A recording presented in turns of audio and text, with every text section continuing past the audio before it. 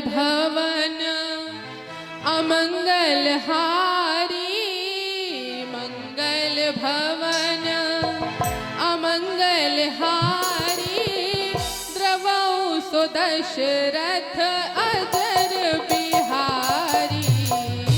मंगल भवन अमंगल हारी, द्रवहु सो दशरथ अजर बिहारी। मंगल भवन अमंगल हारी, द्रवौ सो दशरथ अजर बिहारी। मंगल भवन अमंगल हारी, द्रवहु सो दशरथ अजर बिहारी।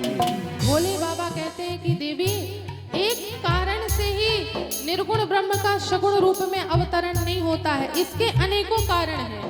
हाँ, जब जब होए धर्म के हानि, जब जब होए धर्म के हानि, बाढ़हि असुर अधम अभिमानी। बाढ़हि असुर अधम अभिमानी। तब तब प्रभु धरी विविध शरीरा, तब तब प्रभु धरे विविध शरीरा, हरहि कृपा निधि सज्जन पीरा। ओ हरहि कृपा निधि सज्जन पीरा। राम जन्म के हेतु अनेका, राम जन्म के हेतु अनेका, परम विचित्र एक ते एका। ओ परम विचित्र एक ते एका।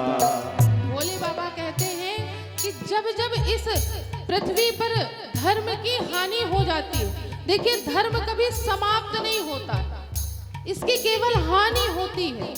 अर्थात ये जो पाप है, अधर्म है, ये थोड़ी ज्यादा बढ़ जाता है और धर्म थोड़ा कम हो जाता है, लेकिन धर्म कभी समाप्त नहीं होता।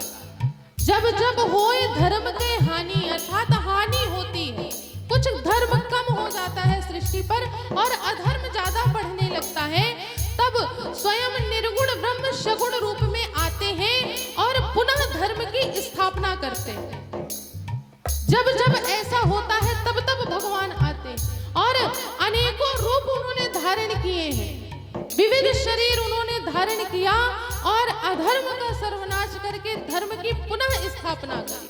जब जब अधर्म बढ़ा है और पार्वती जी, राम जी के जन्म का ना कोई एक कारण नहीं है, राम जी के जन्म के अनेकों कारण हैं और उन कारणों में से मैं कुछ आपको 5 कारण बताता हूं।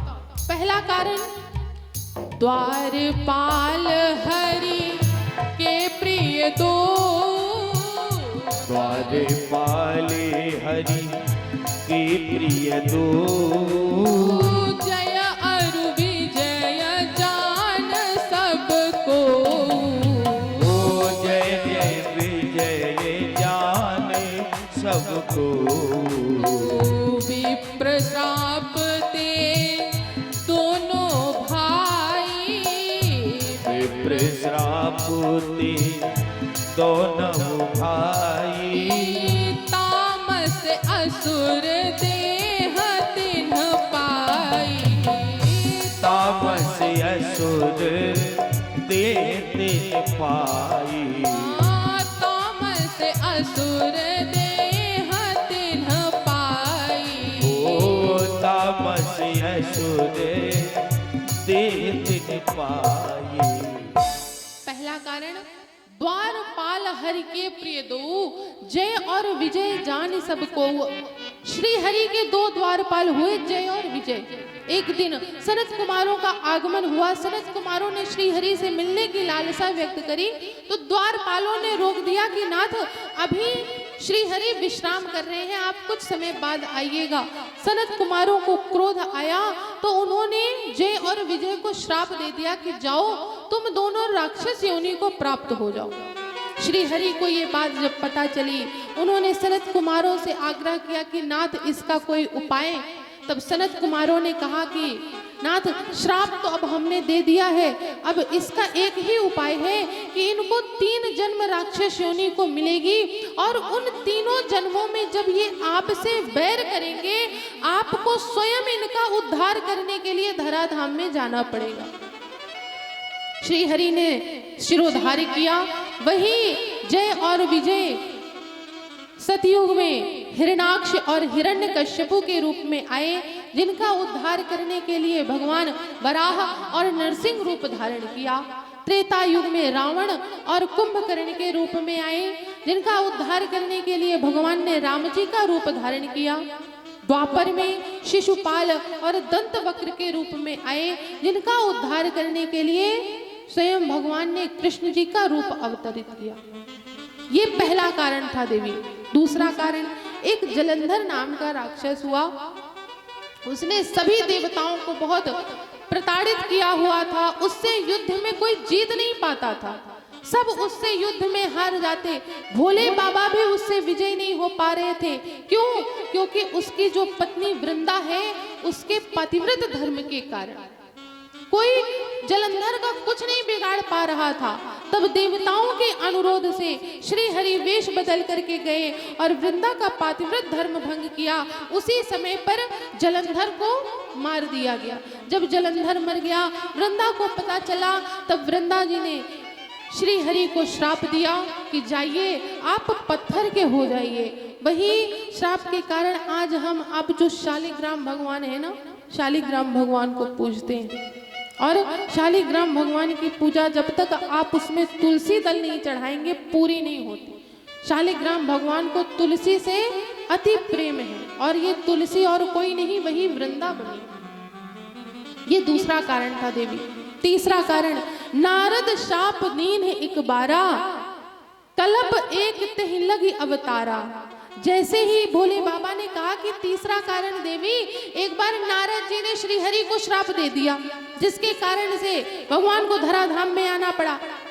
जैसे ही पार्वती जी ने सुना कि नारद शाप दीन एक बारा, पार्वती जी ने कहा कि का अपराध रमापति कीन्हा, ऐसा कौन सा अपराध रमापति ने कर दिया कि नारद जी को श्राप देना पड़ा। भोले बाबा ने कहा कि एक बार नारद जी के मन में अहंकार आ गया। नारद जी देखिए, एक जगह पर कहीं स्थायी तो रह नहीं पाते, वो तो विचरण में लगे रहते हैं। एक दिन नारद जी विचरण करते करते आकाश मार्ग से जा रहे थे। हिमालय पर एक बड़ी सुंदर गुफा दिखाई दी, कंदरा दिखाई दी। तो नारद जी ने कहा कि जब तक मेरा मन लगेगा मैं भजन करूंगा। भजन करते करते नारद जी समाधि में चले गए और कई काल व्यतीत हो गए। उस समाधि के कारण पूरा इंद्रासन हिलने लग गया। इंद्र को चिंता हो गई कि अब कौन इंद्रासन के लिए तपस्या करने लगा। जब कोई तपस्या करता तो इंद्र जी को यही चिंता होती कि ये मेरा इंद्रासन लेने के लिए ही तपस्या कर रहे हैं। देवताओं को भेजा, पता चला कि नारद जी तपस्या कर रहे हैं। इंद्र ने कहा कि अब बताओ, योगी जी को भी मेरे, मतलब उत्तर प्रदेश के योगी जी नहीं, नारद जी, योगी राज देवर्षि नारद जी को क्या ऐसी आन पड़ी कि मेरा इंद्रासन लेने के लिए तपस्या कर रहे हैं। देवताओं को तपस्या भंग करने के लिए भेजा, कोई तपस्या नहीं भंग कर पाया। अंततः सारे देवता नारद जी के आगे आके नतमस्तक हो गए कि धन्य है नारद जी, आपने तो काम पर भी विजय प्राप्त कर ली। जैसे ही अपनी प्रशंसा सुनी ना, तो नारद जी की समाधि खुल गई। अच्छा, किसी को अगर हमें भजन से भटकाना हो ना, परमार्थ के पथ से भटकाना हो, तो आप बस उसकी प्रशंसा कर दीजिए, अगले दिन से उसका परमार्थ कम हो जाएगा। क्यों? क्योंकि सबको तो पता चल गया ना कि मैं बड़ा भक्ति वाला हूँ, बड़ा परमार्थी हूँ। अब आज अगर मैं थोड़ा ना भी करूँ तो चल जाएगा। दुनिया को तो पता चल गया ना कि मैं बड़ी पूजा करता हूं, मैं बड़ी भक्ति करता हूं। ये स्वभाव है मनुष्य का। नारद जी का भी वही स्वभाव आ गया। नारद जी ने जैसे सुना कि काम पर मैंने विजय प्राप्त कर लिया, अर्थात जो कामदेव भोले बाबा की समाधि को खोल दिया, तीसरा नेत्र भोले बाबा ने खोल के उसको भस्म कर दिया, आज वो आया और मेरे आगे नतमस्तक हो गया, अर्थात मैंने काम पर भी विजय प्राप्त कर लिया। अब नारद जी के अंदर इतना अहंकार आ गया कि नारद जी अहंकार के वशीभूत होकर के कैलाश पर्वत पर पहुंचे। भोले बाबा ने कारण पूछा कि नारद जी इतने दिनों से आप कहाँ थे, दिखाई नहीं दिए। नारद जी ने कहा, नाथ मैं आकाश मार्ग से विचरण कर रहा था, मैं तपस्या करने लगा, इंद्र को चिंता हुई, सारे देवता आए तपस्या भंग करने, कोई नहीं कर पाया। और नाथ एक बात बताऊं, कामदेव भी आए थे, वही कामदेव जो बाण चलाए तो आपकी आंख खुल गई थी, मेरी नहीं खोल पाए। भोले बाबा ने कहा, ये तो बड़ी प्रसन्नता की बात है, लेकिन नारद जी मैं आपसे एक निवेदन करूं कि आपके मुख से ना रामचरित अच्छा लगता है, ये कामचरित आप पर शोभायमान नहीं हो रहा है, आप पे शोभा नहीं दे रहा है। आप तो राम जी का गुणानुवाद करिए, श्री हरि का गुणानुवाद करिए। नारद जी ने मन ही मन में सोचा कि भोले बाबा को लग रहा है कि अगर मैं सबसे बताऊंगा तो उनका मान कम हो जाएगा, प्रतिष्ठा कम हो जाएगी, मेरी ज्यादा बढ़ जाएगी। भोले बाबा के अंदर जलन आ गई है, मैं तो सबको बताऊंगा। नारद जी नहीं माने, श्री हरि के पास गए, श्री हरि से भी वही बताया तो श्री हरि समझ गए कि आज मेरे भक्त के अंदर अहंकार आ गया और इसका निवारण करना बहुत जरूरी है। उसी समय पर श्री हरि ने माया का एक नगर बसाया। बड़ी सुंदर राजकुमारी विश्व मोहिनी नाम की राजकुमारी आई। आकाश मार्ग से नारद जी उसी माया के नगर से निकले, विश्व मोहिनी पर नजर पड़ी, नारद जी आसक्त हो गए और उन्होंने मन ही मन में कामना कर ली, सोच लिया कि अब मैं विवाह करूंगा इस विश्व मोहिनी से। जब भोले बाबा दोबारा कर सकते हैं तो मैं एक बार तो कर ही सकता हूँ, वो भी तो योगी है, तब भी उन्होंने विवाह किया। अब मैं भी उनका भक्त हूँ और काम पर मैंने भी विजय प्राप्त कर लिया, भोले बाबा और मुझ में ज्यादा कोई अंतर बचा नहीं है। तो जब भोले बाबा ने विवाह कर लिया तो मैं भी कर सकता हूँ। विवाह की लालसा उत्पन्न हुई, नीचे उतरे, राजकुमारी के पिता से मिले, पता चला कि कल विश्व मोहिनी जी का स्वयंवर है। नारद जी मन ही मन में सोचते हैं कि ऐसे योगी से तो कोई विवाह करेगा नहीं, सबसे सुंदर विश्व की ये राजकुमारी है, इसके लिए तो कोई सुंदर वर ही अपने लिए चयन करेंगे। नारद जी पहुंचे श्री हरि के पास, क्योंकि सारी सृष्टि में श्री हरि सबसे सुंदर है। श्री हरि के पास पहुंचे, कहने लगे, महाराज प्रभु आपसे एक कार्य था। श्री हरि ने कहा, कहिए नारद जी। नारद जी ने कहा कि नाथ मुझे एक वस्तु उधार में चाहिए। श्री हरि जी ने कहा कि कौन सी वस्तु चाहिए? नारद जी ने कहा कि आपका ये जो सुंदर सा मुख है ना, मुझको एक दिन के लिए आप उधार में दे दीजिए, कल मेरा काम होते ही मैं आपको वापस कर दूंगा। अब एक बात बताइए, धन उधार में लिया जा सकता है, कोई वस्तु उधार में ली जा सकती है? किसी ने सुना है कि मुख उधार में मिलता है? लो भैया आज तुम हमारा मुख लगा के चले जाओ, काम करके आना, फिर हमको वापस कर देना, किसी ने सुना है? नारद जी ने कहा, जैसा मैं आपका मुख लेके जा रहा हूं वैसा ही आपको वापस करूंगा, एक खरोच नहीं आने दूंगा। श्री हरि ने कहा, ठीक है ले जाइए नारद जी। अब नारद जी ने कहा कि अब श्री हरि ने कह दिया है तो अर्थात अब मैं सुंदर बन गया, लेकिन श्री हरि ने सुंदर की जगह नारद जी को बंदर बना दिया, अर्थात बंदर के मुख की आकृति प्रदान कर दी। अब नारद जी इस बात से अज्ञान है, उनको पता नहीं। स्वयंवर में पहुंचे नारद जी, नारद जी बैठे, विश्व मोहिनी जी का आगमन हुआ। उसी सभा में श्री हरि भी राजकुमार का वेश धारण करके आए थे। विश्व मोहिनी वर का चयन करने के लिए हाथ में जयमाल लेकर के सभा में आगे बढ़ी। यहाँ पर मानसकारों ने कहा है कि जिस पंक्ति में नारद जी विराजमान थे ना, विश्व मोहिनी जी उस पंक्ति की ओर नहीं गई। क्यों? क्योंकि देखिए, भले ही आज नारद जी के अंदर अहंकार आ गया हो, लेकिन नारद जी एक संत हैं और विश्व मोहिनी जी एक माया है। और माया कभी संत के सामने नहीं आती, कभी सम्मुख नहीं आ सकती माया। इसीलिए विश्व मोहिनी जी नारद जी के सम्मुख नहीं गई। और दूसरी पंक्ति में जहां श्री हरि विराजमान थे, वहीं पर विश्व मोहिनी जी ने हरि का वरण किया। और अब श्री हरि अपनी भार्या को लेकर के, विश्व मोहिनी जी को लेकर के चल दिए। जब नारद जी ने देखा कि मेरे जैसे सुंदर पुरुष को छोड़ करके ये राजकुमार के साथ ये राजकुमारी जा रही, क्रोधित हो गए। श्रृंगी भृंगी भोले बाबा के वहां पर गण विराजमान थे। उन्होंने नारद जी को बताया कि आपने क्या कहा कि सुंदर, आप एक बार अपना मुख देख लीजिए। जब नारद जी ने अपने मुख को देखा तो सुंदर की जगह उनको जब अपना मुख बंदर की आकृति का दिखाई दिया, अब तो नारद जी इतने क्रोध में आ गए, कहने लगे आज मुझसे श्री हरि को कोई नहीं बचा सकता।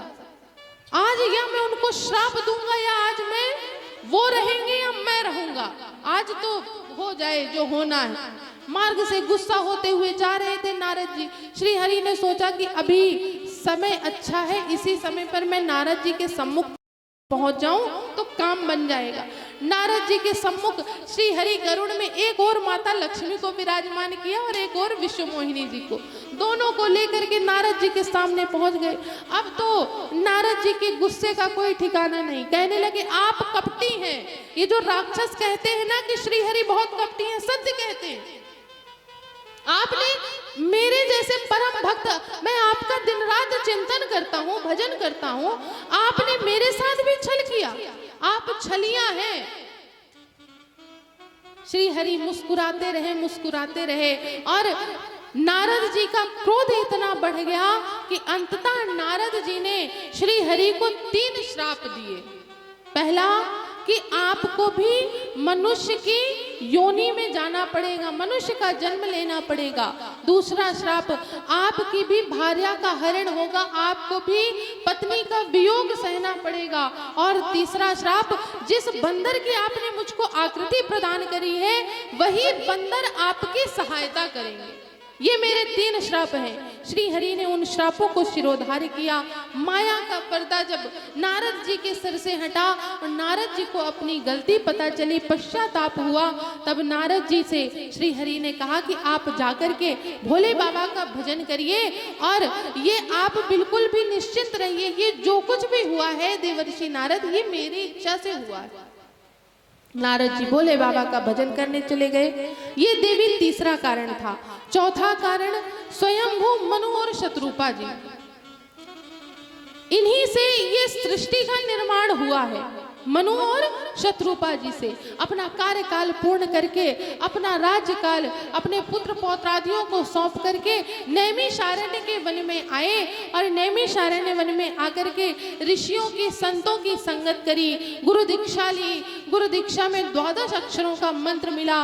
उसी 12 अक्षरों का स्वयंभू मनु और शत्रुपा निरंतर जाप करते थे। वो 12 अक्षर मंत्र क्या था कि ओम नमो भगवते वासुदेवाय, ओम नमो भगवते वासुदेवाय, ओम नमो भगवते वासुदेवाय, ओम नमो भगवते वासुदेवाय, वासुदेवाय हरि नंदनाय, वासुदेवाय हरि नंदनाय, वासुदेवाय हरि नंदनाय, वासुदेवाय हरि नंदनाय। ओम नमो भगवते वासुदेवाय, ओम नमो भगवते वासुदेवाय, ओम नमो भगवते वासुदेवाय। इस 12 अक्षर का जप करते करते अंततः इतने काल व्यतीत हो गए कि उनकी तपस्या से प्रसन्न होकर के स्वयं आकाशवाणी हुई। आकाशवाणी में कहा कि मांगिए, आपको क्या चाहिए। मनु और शत्रुपा जी ने कहा कि इतने दिनों तक भजन करने, हमने इसलिए भजन नहीं किया कि आपकी आवाज सुने, हम तो आपके दर्शन की लालसा से भजन कर रहे थे। हम आकाशवाणी से प्रसन्न नहीं होंगे, आपको स्वयं हमें दर्शन देने आना पड़ेगा। उनके आग्रह और प्रेम को देखते हुए स्वयं भगवान दर्शन दिए और कहा कि मांगिए, आप क्या मांगना चाहती हैं। तब मनु और शत्रुपा जी ने कहा कि हम आपके जैसा पुत्र चाहते हैं, चाहूं तुम ही समान सुत। अब भगवान ने सोचा कि मैं अपने जैसा कहाँ ढूंढने जाऊंगा। उन्होंने कहा कि माता, मैं स्वयं आपके घर पर पुत्र के रूप में आऊंगा और मैं अकेले नहीं आऊंगा, मैं अपने अंशों के साथ आऊंगा। उसी वरदान को पूरा करने के लिए भगवान दशरथ जी के यहाँ पर पुत्र के रूप में आते हैं। देवी, ये चौथा कारण था। पांचवा कारण, क्योंकि भैया जन्म की कथा भी करनी है, 7 बज रहा है, माताओं को रोटी की चिंता होने लग गई होगी, फिर रोटी देर में बनती है, फिर खाना देर में खबेगा, फिर कैसे बनेगा आगे का काम।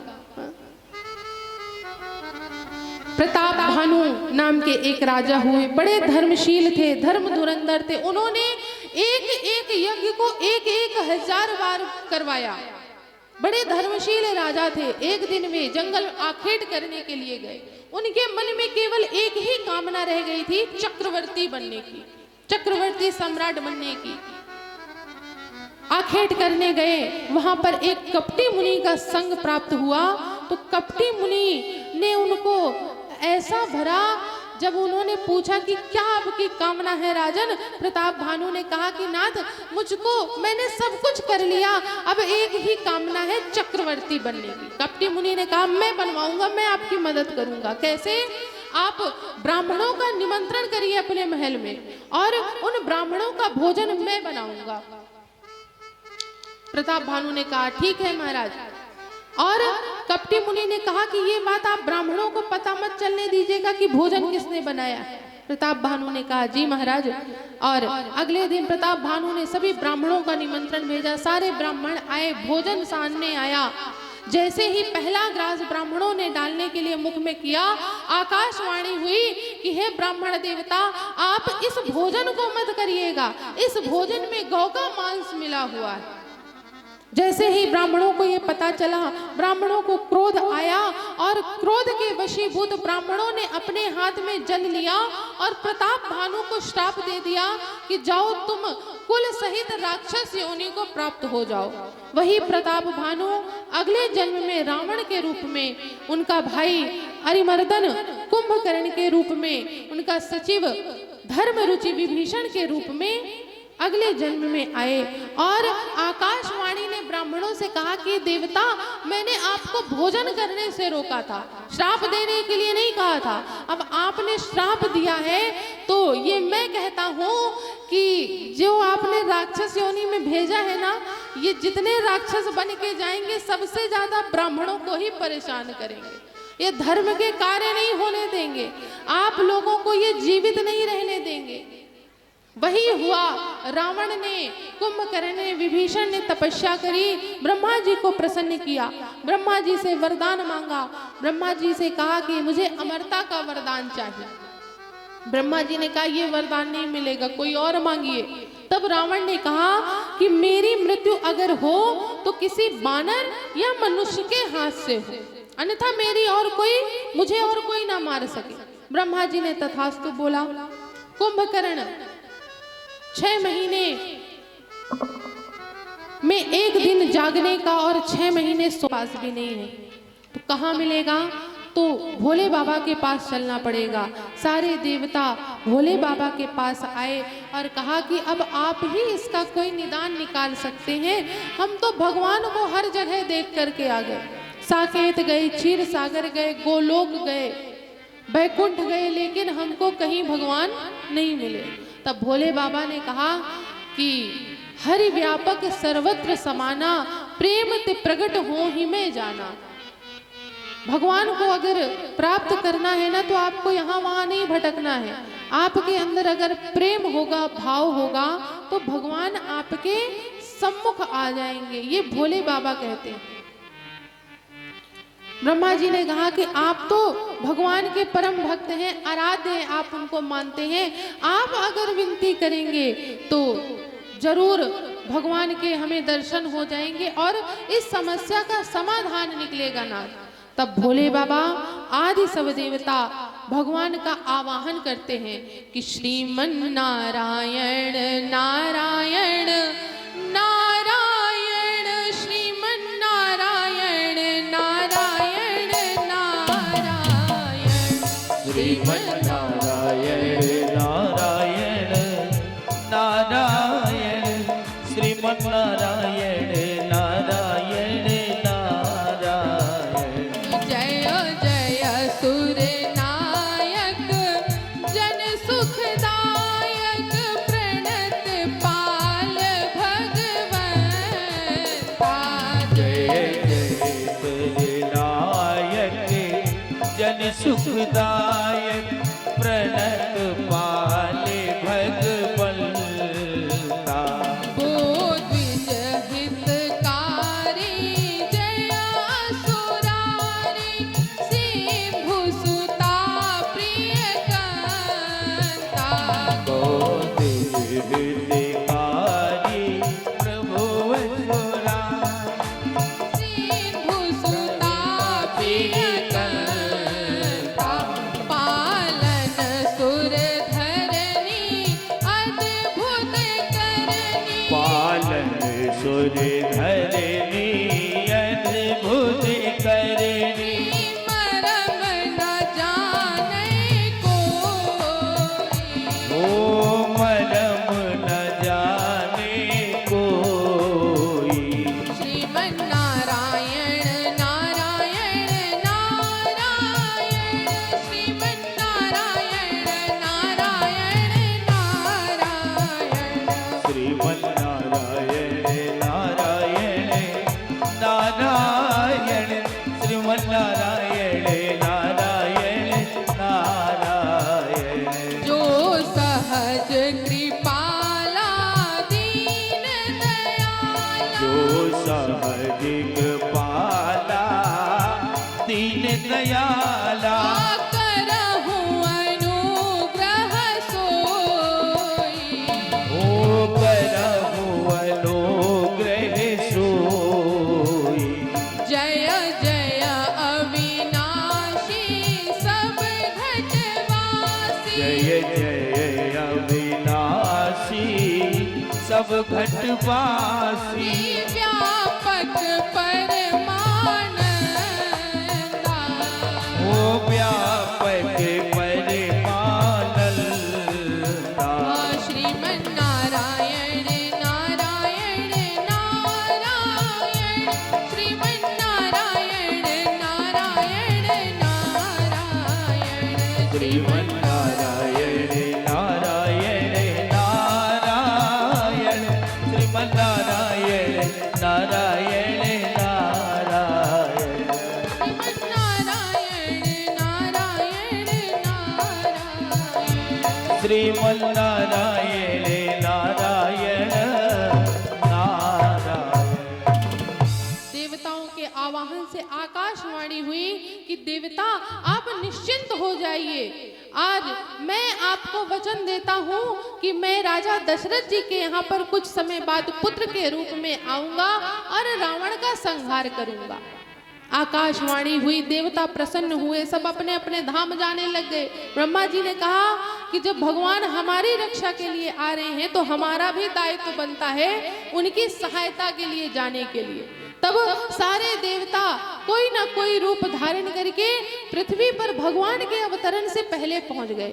ब्रह्मा जी जामवंत के रूप में गए हैं, भोले बाबा स्वयं हनुमान जी के रूप में गए, सूर्यदेव सुग्रीव के रूप में गए, इंद्र बाली के रूप में गए।